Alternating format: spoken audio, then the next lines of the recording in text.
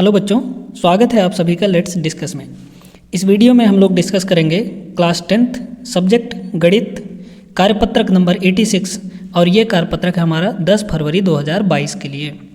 इस वर्कशीट में हम लोग पढ़ने वाले हैं, ये हमारा रिवीजन वर्कशीट है और समांतर श्रेणी के n पदों का योग से रिलेटेड जो भी क्वेश्चन होंगे वो इस वर्कशीट में हम लोग पढ़ेंगे, ठीक ना। किससे संबंधित, जो हमारा समांतर श्रेणी होता है यानी एपी होता है, उसके n पदों का योग क्या होता है, उससे संबंधित जो प्रश्न होते हैं वो हम लोग इसमें हल करने वाले हैं, ठीक ना। तो चलिए देखते हैं यहाँ पर जो हमारा पहला प्रश्न है, ये है पहला प्रश्न। किसी समांतर श्रेणी का 5वां और 12वां पद क्रमशः 30 और 65 है, यानी 5वां पद 30 है और 12वां पद 65 है, ठीक ना। तो उसके प्रथम 26 पदों का योग हमको निकालना है। क्या करना है? प्रथम 26 पदों का योग निकालना है हमको। कोई एक समांतर श्रेणी है, उसका 5वां पद 30 है, 12वां पद 65 है, तो उसके 26 पदों का योग क्या होगा, ये हमको इस प्रश्न में ज्ञात करना है, ठीक ना। तो यहाँ पर इसको पढ़ लीजिए। ये भी आगे चलेंगे तो एकदम अच्छे से आप लोग के दिमाग को एकदम बत्ती खोल के, ठीक ना, एकदम अच्छे से पढ़ेंगे इसको, ठीक है। चलिए आगे देखिए, दूसरा प्रश्न है हमारा यहाँ पर। 6 से भाग होने वाले प्रथम 40 धनात्मक पूर्णांकों का योग ज्ञात कीजिए। जो 6 से भाग जाते हैं हमारे धनात्मक पूर्णांक, जैसे 6 हो गया, उसके बाद 12 हो गया, जो 6 से भाग चला जाता है, फिर हमारा 18 हो गया, वो भी 6 से भाग चला जाता है। तो ऐसे ऐसे करते करते 40 धनात्मक पूर्णांक हमको लेने हैं और उन सब का योग ज्ञात करना है, ठीक ना। तो ये भी प्रश्न देख लीजिए, समझ लीजिए, आगे चलेंगे तो सॉल्व करेंगे। तीसरा प्रश्न है, किसी समांतर श्रेणी के n पदों का योग 4n² - 3n है। Sn यानी Sn जो है हमारा वो 4n² - 3n है। उसके 26वें पद और 11वें पद का अंतर ज्ञात कीजिए। यानी 26वां पद हमारा क्या होगा, A26 और माइनस करना है A11 में, है ना। तो ये हमको निकालना है। तो चलिए यहाँ पर, हाँ, यहाँ पर 3 ही प्रश्न दिए गए हैं। इन तीनों प्रश्नों को हम लोग अच्छे से हल करते हैं समझकर, ठीक है। पहला प्रश्न देखते हैं बच्चों हम लोग यहाँ पर। पहला प्रश्न है, किसी समांतर श्रेणी का 5वां और 12वां पद क्रमशः 30 और 65 हो तो उसके प्रथम 26 पदों का योग ज्ञात कीजिए, ठीक है। प्रश्न में क्या दिया गया है कि 5वां और 12वां पद जो है वो 30 और 65 है, तो 26 पदों का योग निकालना है हमको। कैसे करेंगे देखिए, यहाँ पर हम लोग मान लेते हैं कि माना AP का, जो हमारा समांतर श्रेणी दिया है, AP का प्रथम पद A तथा सार्व अंतर क्या है, सार्व अंतर D है, ठीक है। मान लिया हमने कि प्रथम पद A और सार्व अंतर D, ठीक ना। तो प्रश्न में क्या दिया है कि A5, प्रश्नानुसार यहाँ पर लिखें अगर प्रश्नानुसार, तो क्या होगा, A5 यानी 5वां पद A5 जो दिया है वो किसके बराबर है, किसके बराबर होगा, A+4D के बराबर, है ना। और ये किसका कितना दिया है हमारा, 30 दिया गया है, ठीक है। तो इसको समीकरण 1 मान लीजिए। वहीं पर दूसरा पद जो दिया है, दूसरा यानी 12वां पद A12 इक्वल टू कितना होगा, A+11D होगा, यानी इससे एक कम होता है यहाँ पर, इक्वल टू ये दिया है 65, ठीक है। इसको हम लोग मान लेते हैं सेकंड इक्वेशन। अब बोला है कि प्रथम 26 पदों का योग ज्ञात कीजिए। तो सबसे पहले हमको क्या निकालना पड़ेगा, A और D का मान। तो यहाँ पर देख सकते हैं, एक समीकरण ये, एक समीकरण ये, इन दोनों को हम लोग सॉल्व कर देते हैं विलोपन या फिर प्रतिस्थापन विधि लगा के, ठीक ना। तो यहाँ पर हम लोग क्या करते हैं, विलोपन विधि लगा देते हैं, ठीक है। घटा दीजिए इन सबको, इन दोनों को। तो यहाँ पर ऐसा करिए, इक्वेशन 2 माइनस इक्वेशन 1 कर दीजिए। तो इक्वेशन 1 कितना है, 2 कितना है, A+11D इक्वल टू 65, ये सेकंड इक्वेशन है। और फर्स्ट इक्वेशन क्या है, A+4D इक्वल टू 30, ये फर्स्ट इक्वेशन है। इन दोनों को घटा दीजिए, तो माइनस माइनस माइनस, ठीक है। प्लस A माइनस से कैंसिल हो गया, 11 - 4 कितना हो जाएगा, 7D, ठीक है। 11D - 4D equal to 7D। और ये कितना होगा, 5 और 3, यानी D का वैल्यू कितना आ गया यहाँ पर, 35/7 यानी 5 आ जाएगा, ठीक है। इतना आप लोग समझ गए कि D का वैल्यू कितना आ जाएगा, 5। वहीं पर इस डी का वैल्यू किसी एक इक्वेशन में रख दीजिए, है ना। तो a plus 4d equal to 30 दिया है, d का वैल्यू कितना है 5, तो ये हो जाएगा a equal to 30 minus 4d, 4 into D का वैल्यू कितना है 5, ठीक है, इक्वल टू 30 माइनस 20 कितना हो गया 10। a का वैल्यू कितना आ गया 10 आ गया, यानी a मतलब प्रथम पद, ठीक है, फर्स्ट टर्म आ गया हमारा ये। अब हम लोग चलते हैं, क्या बोला है कि प्रथम 26 पदों का योग, यानी n का वैल्यू क्या है, n का वैल्यू n बराबर है 26, यानी 26 पदों का योग निकालने के लिए बोला है। तो आप लोग जानते हैं जो फॉर्मूला होता है एस एन इक्वल टू होता है n by 2a plus n minus 1 into D, ये फॉर्मूला होता है, मतलब AP का जो होता है योग निकालने के लिए, ठीक है। n पदों का योग क्या होता है AP में n by 2a plus n minus 1 into D. यहाँ पर हम लोग n कितना है 26, यानी 26 पदों का योग हमको निकालना है। तो S26 इक्वल टू हो जाएगा 26/2 और ये 2 इंटू a कितना है 10 हमने निकाला यहाँ पर, तो ये हो गया 10 प्लस n कितना है 26, तो 26 माइनस 1 इंटू डी है 5, ठीक है।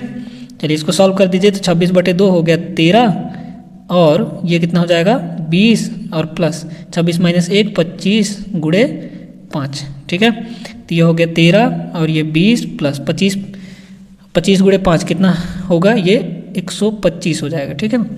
गुणा कर दीजिए तो यहाँ पे 13 और ये कितना होगा 125 और 20 145, ठीक है।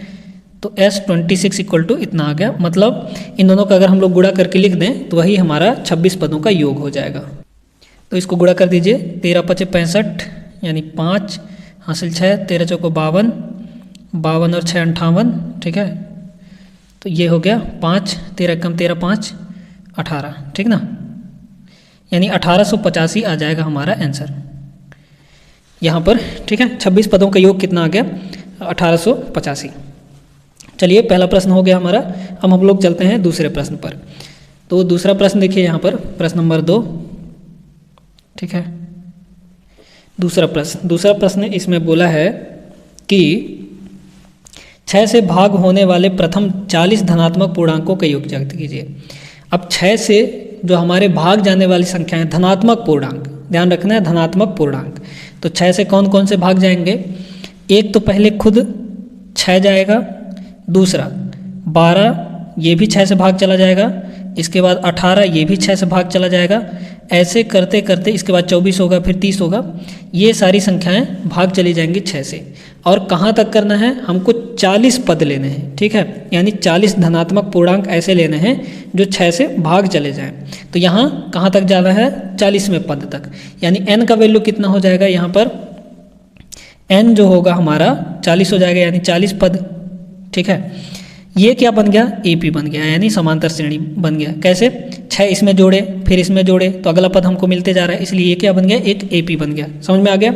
अब इसका प्रथम पद जो देख पा रहे होंगे A इक्वल टू क्या है 6 है, D का वैल्यू क्या होगा 12 माइनस 6 कर दीजिए, यानी ये भी 6 आ गया, समझ में आ गया ना। तो D का वैल्यू भी 6 हो गया। अब आगे चलते हैं हम लोग, क्या निकालना है हमको 40 पदों का योग, यानी SN इक्वल टू क्या होता है n/2 2a plus n minus 1 into D, ये फॉर्मूला होता है। फॉर्मूले में वैल्यू रख दीजिए, यानी S40 40 पदों का योग, ठीक है, 40 धनात्मक पूर्णांकों का योग, यहाँ 40 तक जाएगा, यानी n इक्वल टू 40, तो यहाँ पे हो जाएगा ये 40/2 और 2 इंटू a कितना है 6 प्लस n माइनस 1, यानी 40 माइनस 1 कितना हो जाएगा 39, ठीक है, इंटू d का वैल्यू है 6, गुणा कर दीजिए सबको, तो यहाँ पर ये हो जाएगा 20 और ये 6 दूना 12 प्लस कितना होगा 6 नहीं हो 54, 5 6 × 18 18 5 हो जाएगा 30, ठीक है। तो कितना आ गया 234 आ गया, ठीक ना। अब 234 में इसमें 12 जोड़ दीजिए, तो 20 और 4 2 6 4 2, इसको गुणा कर दीजिए, इसको गुणा करने पर आ जाएगा 6 दूना 12 0, 6 दूना 12 और ठीक 9 2 दूना 4, यानी S40 यानी 40 पदों का योग कितना आ जाएगा हमारा 4920 आ जाएगा, समझ में आ गया। आसान ही सवाल था, ज़्यादा कठिन नहीं था। प्रश्न में ये दिया था कि 6 से भाग होने वाले 40 धनात्मक पूर्णांक, तो धनात्मक पूर्णांक तो यही होंगे, है ना, और 6 से भाग, तो 6 से भाग, एक तो खुद 6 से भाग चला जाता है, और दूसरा हो गया 12, तीसरा हो गया 18, चौथा होगा हमारे यहाँ पर 24, ऐसे करते करते 40 पदों तक ले जाना, यानी n का वैल्यू कितना हो जाएगा, 40 हो जाएगा। ठीक है, चलिए दूसरा प्रश्न हो गया। आप लोग यहाँ पे अतः करके लिख लीजिए, अतः 6 से भाग होने वाले 40 धनात्मक पूर्णांकों का योग इतना होगा। ठीक है, यानी 4920 हो जाएगा। अब आगे चलते हैं हम लोग, तीसरे प्रश्न को देखते हैं। तीसरा प्रश्न देखिए यहाँ पर, तीसरा प्रश्न है प्रश्न नंबर 3।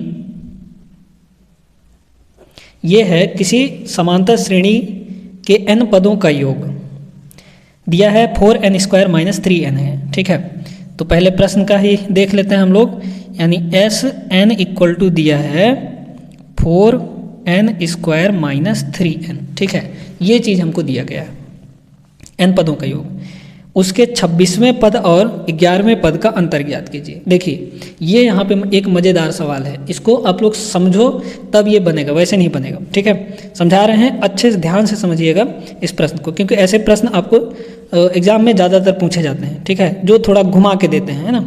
तो यहाँ पर Sn = क्या दिया गया है, 4n² - 3n दिया गया है। अब यहाँ पे बोला है कि 26वें पद और 11वें पद का अंतर, यानी A26 - A11 निकालना है। अब मतलब हमको कोई भी पद निकालने के लिए क्या क्या चाहिए, एक तो प्रथम पद चाहिए और D चाहिए, यानी सार्वंतर चाहिए, जो कि हमारे पास दोनों नहीं है। अब कैसे निकालेंगे देखिए, तो देखिए यहाँ पर जैसे मान लीजिए हमारे पास एक श्रेणी है, हम कह लेते हैं 3, 6, 9 और 12 एंड सो ऑन, ये एक AP है मान लेते हैं। यहाँ पे उदाहरण के तौर पर ले रहे हैं, इसको समझा रहे हैं हम, ठीक ना, ऐसे प्रश्नों को करने के लिए समझा रहे हैं इसको। तो यहाँ पर एक ये श्रेणी है, तो अगर हम इस एक पद का योग देखें, प्रथम पद यहाँ पे A है तो A = 3 है, और इस एक पद का योग देखें यानी S1 देखें तो कितना होगा, इसी के बराबर ही होगा, है ना। प्रथम पद का योग क्या होगा, 3 के ही बराबर होगा, है ना। एक पद का योग वही चीज़ होगा, यानी ये किसके बराबर है, A के बराबर है, यानी ये भी कह सकते हैं कि A1 के बराबर है, मतलब प्रथम पद के बराबर है। समझ में आया।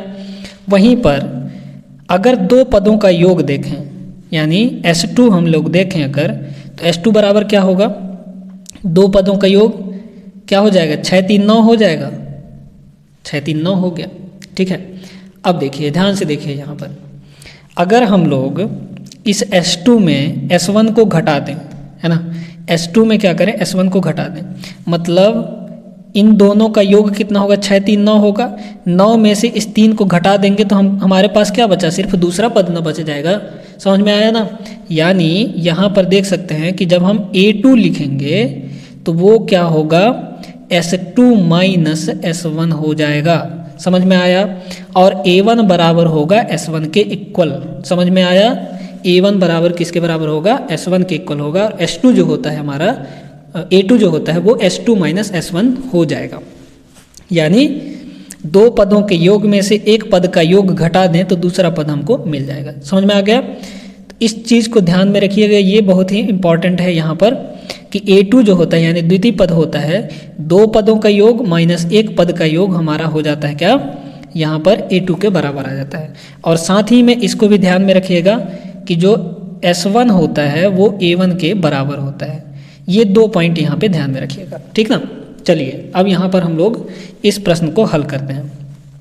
तो अगर हम n का वैल्यू यहाँ पर 1 रख दें, n का वैल्यू 1 रख देते हैं तो S1 इक्वल टू क्या हो जाएगा, 4 × 1 का स्क्वायर माइनस 3 × 1 हो जाएगा। n का वैल्यू 1 रख दिए तो ये हो गया 4 - 3, इसका स्क्वायर 1 ही होगा, है ना, इक्वल टू 1। यानी S1 इक्वल टू कितना आ गया, 1 आ गया।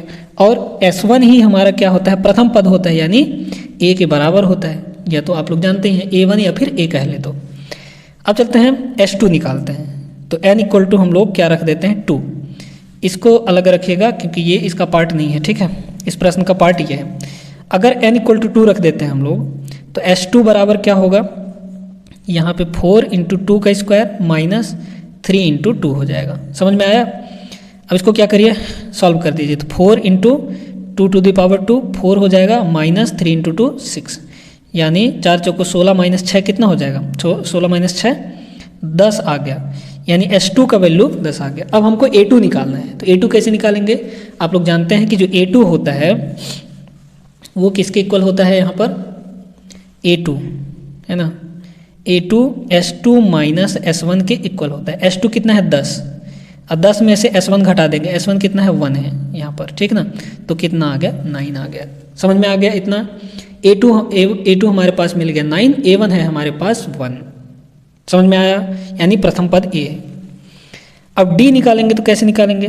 D का वैल्यू क्या होता है? A2 माइनस A1, यानी प्रथम पद माइनस द्वितीय पद माइनस प्रथम पद कर दीजिए, तो D हमारा यहाँ से निकल जाएगा।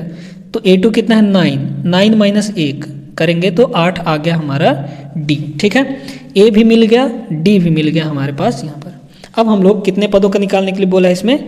अच्छा हाँ, 26वें पद और 11वें पद का अंतर निकालना है। तो 26वां पद हमारा क्या होगा? देखिए यहाँ पर A26 है ना, A26 ये अलग पार्ट है, इसको ध्यान में रखिएगा, उधर का है।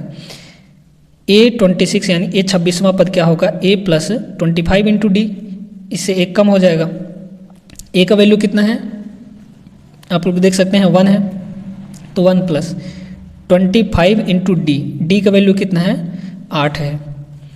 इसको अगर हल करें तो 1 प्लस 25 अट्ठे कितना होगा? 200 हो जाएगा, है ना। तो ये कितना आ गया? 201 आ गया। समझ में आ गया? यानी A26 हो गया 201। अब हमको 11वां पद निकालना है, यानी A11 का वैल्यू कितना होगा? A प्लस 10D हो जाएगा, तो 1 प्लस 10 इंटू 8। ठीक है, तो यहाँ पर ये हो गया 10 अट्ठे 80, 1 81। ठीक है, यानी यहाँ पर A11 कितना आ गया? 81 आ गया, और यहाँ पे 81। ठीक ना। चलिए, अब हमको पूछा है कि 26वें पद और 11वें पद का अंतर क्या होगा, यानी A26 माइनस A11 कर दीजिए यहाँ पर, तो क्या हो जाएगा?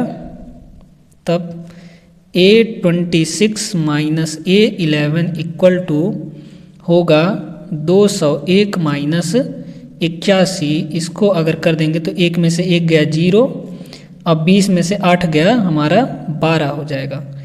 यानी A26 माइनस A11 कितना होगा? 120 के बराबर हो जाएगा। यही अपना आंसर होगा। ठीक है, 120 ही हमारा आंसर हो जाएगा, यानी 26वें पद और 11वें पद का अंतर। समझ में आ गया? तो दो कॉन्सेप्ट यहाँ पे ध्यान में रखिएगा कि S1 का वैल्यू होता है A1 के बराबर, यानी A के बराबर, और A2 का वैल्यू होता है S2 माइनस S1 के बराबर। ठीक है, चलिए यहाँ पर ये वर्कशीट हमारा कंप्लीट हुआ, जिसको हमने अच्छे से सॉल्व किया और अच्छे से समझ के पढ़ लिया कॉन्सेप्ट के साथ। ठीक है, क्योंकि कॉन्सेप्ट क्या होता है? हमारा पावर होता है, बिना कॉन्सेप्ट के कुछ भी नहीं होता, इतना चीज़ ध्यान में रखिएगा। तो सबसे पहले आपका कॉन्सेप्ट क्लियर होना ज़रूरी है, तभी आप लोग क्वेश्चंस को अटेम्प्ट करें। ठीक है, चलिए, तो फिर अगर आप लोग को वीडियो अच्छी लगी हो तो वीडियो को लाइक कर दीजिए और चैनल को सब्सक्राइब कर लीजिए अगर आप चैनल पर नए हैं तो। मिलेंगे अपने अगले वीडियो पर अगला वर्कशीट लेके, जो कि हमारा केस स्टडी बेस्ड जो हमारा है वो वर्कशीट है। ठीक ना। तो चलिए फिर मिलते हैं अगले वीडियो पर, तब तक के लिए जय हिंद।